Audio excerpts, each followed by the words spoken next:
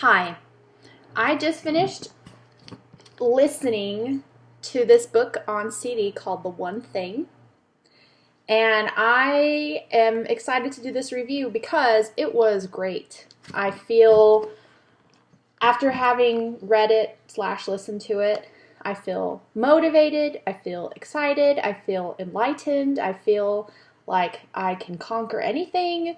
It's one of those kinds of things that you're a better person after listening to it, I think. Uh, I really enjoyed it. The last few days, I've been thinking about what is my one thing, meaning what is the most important thing that I can do right now that will make everything else on my to-do list easier or unnecessary. And he repeats that several times in the book. What's the one thing I can do right now to make everything else better? And he relates it to personal life and to your professional life. I thought it was fantastic. I would like to share a couple of the things that I really liked about the book. He talks about scheduling your time. That the one thing that is the most important, you want to make sure you have time when your willpower is still up, hasn't drained yet, when your willpower is still there and you're still energetic and your mind is still fresh also from, and not cluttered up from the tasks of the day. So he says, block some time in the morning where you have no other distractions and do that one thing and be extraordinary during that time. And then he brought up this idea that I loved, that you don't have to be super energetic and amazing all day long. You just need to be on top of your game during the time that you're working on your one thing, on that thing that is so important to you. So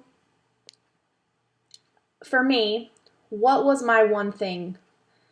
Well, I'll give you an example.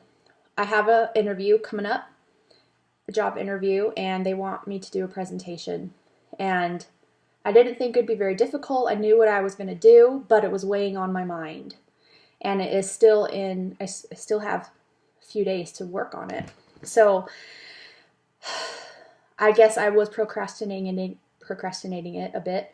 But I figured out it was my one thing. If I get that presentation done, if I can get it taken care of, then, planned out and the PowerPoint all completed, then everything else would feel easier. The burden would be off my back. That would get done. Everything else would seem easier. So his saying that he says several times in the video, or in the CD, is, what is the one thing that will make everything else easier or unnecessary? And yes, I finished my presentation, and sure enough, everything was easier. I was happier. I had that burden lifted off of my shoulders because it was done. So that was my one thing, and I focused on it, got it done, and then my life was easier because it was done. And I loved that. Now, he talks more about long-term goals. I enjoyed this idea. What is your goal in 5 years? Do you have a goal in 5 years? Okay, if you have a goal in 5 years, then what do you need to do this year in order to get to that goal in 5 years? And then once you have that 1 year goal set, what do you need to do this month in order to be on track to get to that 1 year goal? Then after you have that 1 month goal set, then what is necessary to be done this week in order to get that 1 month goal done? And then once you have that, then what do you need to do today? What do you need to do today, right now, in order to accomplish your goal for this week?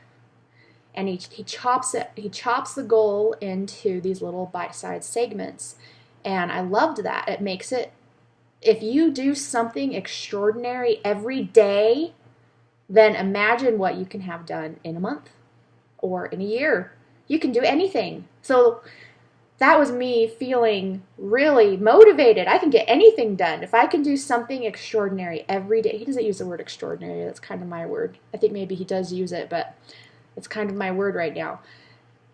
If you can be extraordinary for a little bit every day, then imagine how extraordinary the year will turn out to be. I loved that. Just felt so motivated by feeling that. Anyways, okay, so another idea that he brought up, there's a figure, and the figures are online because you can't see them on CDs, obviously. An entrepreneur will try something and then they'll hit a ceiling, and when they hit that ceiling, then they'll try something new, find greener pastures, he calls it. And then they'll work and work and work hard until they get to this point where they can't go anymore. And then they'll try something better, and then they'll keep going until they hit a ceiling, and then they'll try something better and keep going on. But if you are extraordinary rather than just a regular entrepreneur, then once you hit that ceiling, you will break through that ceiling and continue going up. And me, I don't know if you'd call me an entrepreneur, but I have a side business, hobby business, and sure enough, I've got these little ceilings, and I just feel like I'm not going to go anymore. And he says, it gets uncomfortable. You need to be able to accept new ideas and try something new, and you have to be willing to be uncomfortable for a little bit. And then you break through that ceiling, and then that is you being extraordinary and doing something extraordinary. And I thought, you know what? You're right. There are things that I know that I can do to make my business be more successful. But I don't want to do it. It's uncomfortable. Like I don't enjoy posting on social media a whole bunch of different things. I don't like doing it. But if I can just get through that feeling uncomfortable, then I can break through that ceiling and end up doing something extraordinary.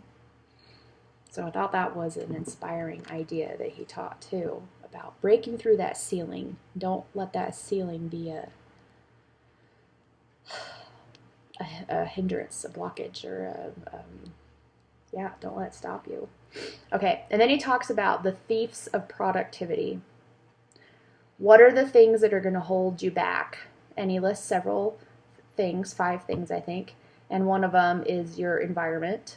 If your environment at home is not conducive to your goals, then that's a thief of productivity. And the one that he brought up that hit me was health, personal health. It's so easy to push that behind you and not worry about it. But neglecting your personal health will silently drain your productivity. You'll be a lot better if you can focus on your health, and because you need big energy. He says big energy. You need big energy to be extraordinary. So health is a priority. And you don't always think of personal health as something that is essential for a good business, for profit. You don't think of that. But he brought it up and said, yeah, it's essential. You need big energy. You need health so that you can be extraordinary and do your extraordinary things, and your business can be great. Okay, and then, let's see. Well, I think that's it. He talks a lot about scheduling your time and setting your priorities. That's fantastic. Just that. If you feel like you have a ton of things that are weighing on you, you have a really big task list always, and you feel overwhelmed, then I would recommend this book for sure for that.